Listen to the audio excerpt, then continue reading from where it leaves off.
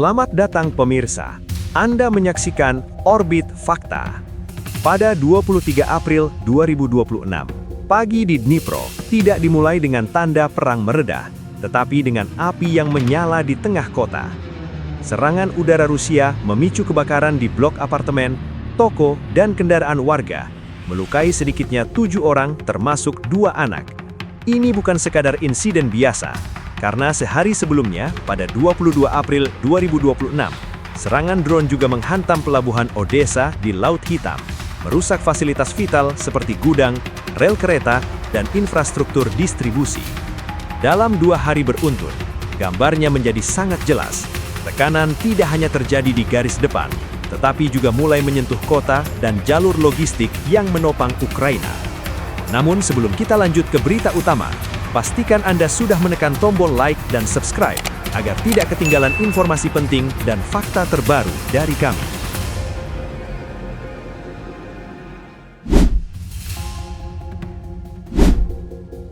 Pada 23 April 2026, pagi di Dnipro tidak datang dengan tanda perang menjauh.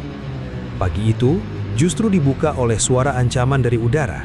Lalu api mulai terlihat di titik-titik yang seharusnya menjadi ruang hidup biasa bagi warga.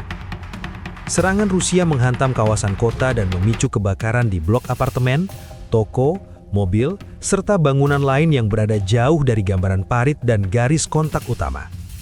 Sedikitnya 3 orang tewas dan 10 lainnya terluka, termasuk 2 anak.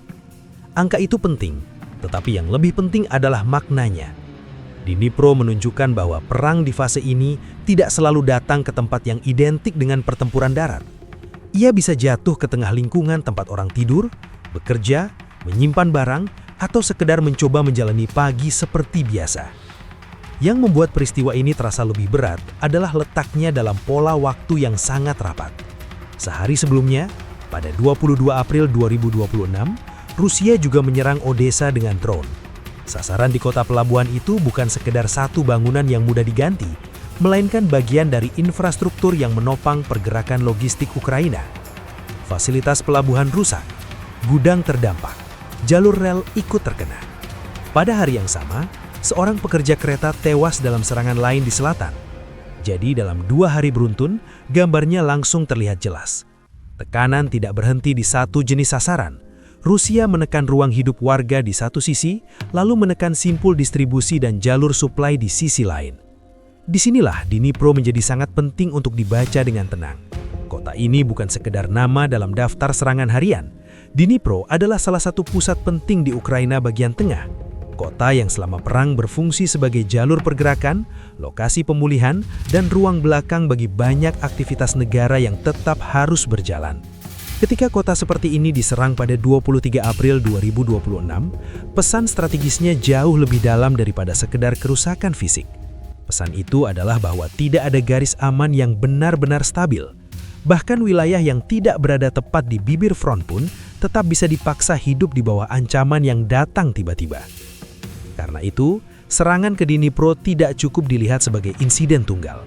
Ia perlu dibaca sebagai bagian dari tekanan berlapis yang berusaha mengganggu ketahanan Ukraina dari dalam. Bila warga sipil terus dipaksa hidup dalam siklus sirine, ledakan, evakuasi, dan kebakaran, maka beban perang tidak lagi hanya dipikul oleh tentara. Beban itu menyebar ke keluarga, ke layanan kota, ke rumah sakit, ke transportasi, dan ke ritme harian yang pelan-pelan terkikis. Pada titik itu, sasaran sesungguhnya bukan hanya bangunan yang terbakar, tetapi rasa normal yang dipertahankan sebuah negara saat perang belum selesai. Dalam perang modern seperti ini, jarak dari garis depan tidak otomatis berarti perlindungan. Drone dan rudal membuat peta ancaman menjadi lebih datar, lebih cepat, dan lebih sulit ditebak. Itu sebabnya serangan pada 23 April 2026 di Dnipro terasa sangat simbolik. Rusia sedang menunjukkan bahwa kemampuan untuk melukai Ukraina tidak hanya dihantui oleh gerak pasukan di medan tempur, tetapi juga pada kemampuan menciptakan ketidakpastian permanen di kota-kota yang menopang kehidupan negara. Dari sini, eskalasi berikutnya mulai terasa lebih berat, lebih sunyi, dan lebih sistematis. Pada 22 April 2026, tekanan berpindah ke arah yang berbeda namun sama penting. Odessa menjadi titik fokus berikutnya. sebuah kota pelabuhan yang bukan hanya penting bagi Ukraina, tetapi juga bagi jalur perdagangan di Laut Hitam. Serangan drone Rusia menghantam area pelabuhan dan merusak berbagai fasilitas yang menopang pergerakan barang. Gudang penyimpanan terdampak, area bongkar muat terganggu, dan jalur rel yang terhubung dengan pelabuhan ikut terkena. Ini bukan jenis serangan yang sekadar menghasilkan ledakan besar untuk efek visual. Ini adalah serangan yang diarahkan ke sistem yang membuat negara tetap bergerak. Kalau Dnipro menunjukkan bagaimana ruang hidup bisa terguncang, maka Odesa memperlihatkan bagaimana aliran logistik bisa diperlambat secara sengaja. Pelabuhan seperti ini adalah titik di mana barang masuk dan keluar, di mana suplai militer dan kebutuhan ekonomi saling bertemu. Ketika fasilitas di titik ini terganggu pada 22 April 2026, dampaknya tidak berhenti di satu lokasi. Ia menyebar ke jalur distribusi, ke waktu pengiriman, ke biaya logistik, dan pada akhirnya ke kemampuan negara untuk mempertahankan ritme operasionalnya di tengah tekanan perang. Yang membuat situasi ini semakin tajam adalah fakta bahwa serangan tersebut tidak berdiri sendiri. Pada hari yang sama, di wilayah selatan lain, seorang pekerja kereta kehilangan nyawa akibat serangan terpisah.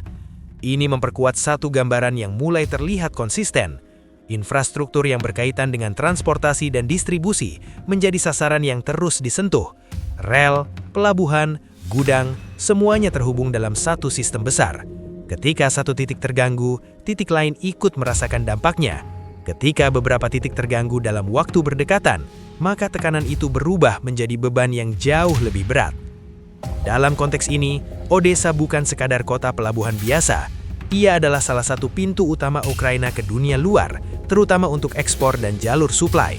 Ketika serangan pada 22 April 2026 merusak bagian dari sistem ini, maka yang terganggu bukan hanya aktivitas lokal, tetapi juga hubungan Ukraina dengan jaringan yang lebih luas.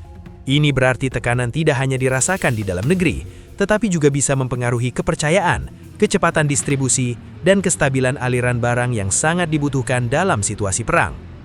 Pendekatan seperti ini menunjukkan bahwa strategi yang digunakan tidak hanya berfokus pada hasil instan. Ada upaya untuk menciptakan efek berantai yang berlangsung lebih lama daripada durasi serangan itu sendiri.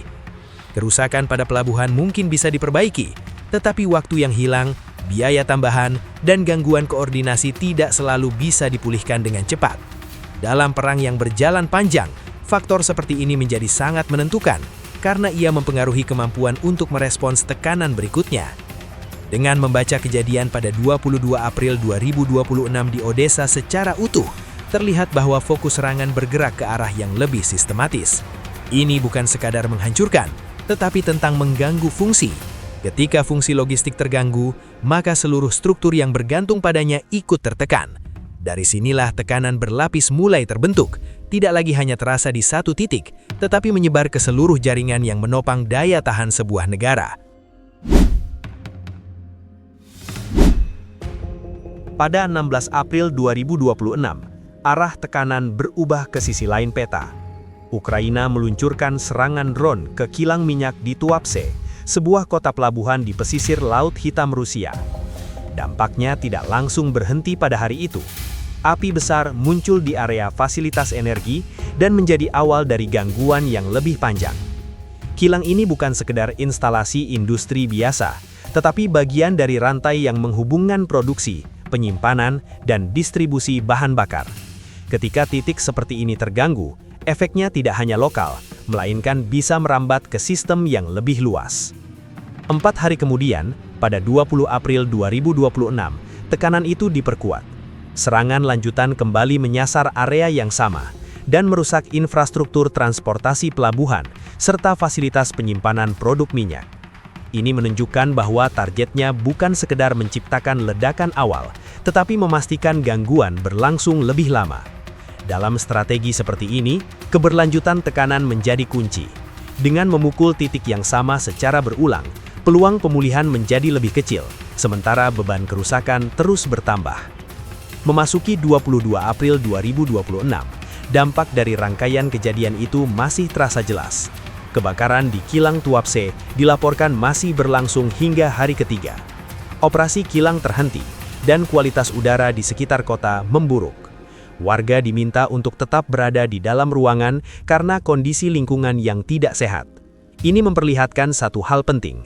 Serangan terhadap infrastruktur energi tidak hanya berdampak pada sektor industri, tetapi juga langsung menyentuh kehidupan sipil di wilayah Rusia sendiri. Dari sini, pola besar mulai terlihat lebih utuh. Jika sebelumnya tekanan diarahkan ke kota dan logistik Ukraina, maka kini Ukraina membalas dengan menekan sektor energi Rusia. Ini adalah dua sisi dari strategi yang sama. Kedua pihak tidak hanya berusaha mengurangi kekuatan militer lawan, tetapi juga mencoba mengganggu sistem yang membuat perang itu bisa terus berjalan. Energi menjadi bagian vital dalam hal ini karena ia berkaitan dengan mobilitas, produksi, dan stabilitas operasional. Serangan pada 16 April dilanjutkan pada 20 April, lalu dampaknya masih terasa pada 22 April 2026, menunjukkan bahwa efek yang dicari bukanlah hasil instan. Yang dibangun adalah tekanan yang bertahan. Ketika kilang berhenti beroperasi, maka distribusi bahan bakar ikut terpengaruh. Ketika distribusi terganggu, maka berbagai aktivitas yang bergantung pada energi juga ikut terhambat. Ini menciptakan lapisan tekanan baru yang berbeda dari serangan di garis depan. Dengan membaca rangkaian kejadian ini, terlihat bahwa medan perang tidak lagi terbatas pada wilayah yang terlihat di peta pertempuran. Ia meluas ke pelabuhan, ke rel, ke gudang, dan ke fasilitas energi. Tuapse menjadi contoh bagaimana wilayah di dalam Rusia pun tidak sepenuhnya berada di luar jangkauan. Dalam situasi seperti ini, garis pemisah antara depan dan belakang menjadi semakin kabur. Yang tersisa adalah jaringan besar yang saling terhubung, dan setiap titik di dalamnya berpotensi menjadi sasaran dalam upaya melemahkan lawan secara bertahap. Rangkaian peristiwa pada pertengahan hingga akhir April 2026 memperlihatkan satu pola yang semakin jelas. Serangan tidak lagi terbatas pada garis depan, tetapi menjangkau kota, pelabuhan, jalur distribusi, hingga fasilitas energi. Dampaknya tidak hanya terlihat dalam bentuk kerusakan fisik, tetapi juga terasa pada ritme kehidupan, stabilitas logistik, dan kemampuan operasional masing-masing pihak. Situasi ini menunjukkan bahwa perang telah bergerak ke fase yang lebih kompleks, di mana tekanan dibangun secara berlapis dan berkelanjutan. Terima kasih telah mengikuti analisa ini hingga akhir. Dukung kami dengan menekan tombol subscribe dan aktifkan lonceng notifikasi agar tidak ketinggalan informasi dan berita menarik lainnya dari channel ini. Orbit Fakta, fakta dari orbit untuk seluruh dunia. Terima kasih telah menyaksikan, sampai jumpa.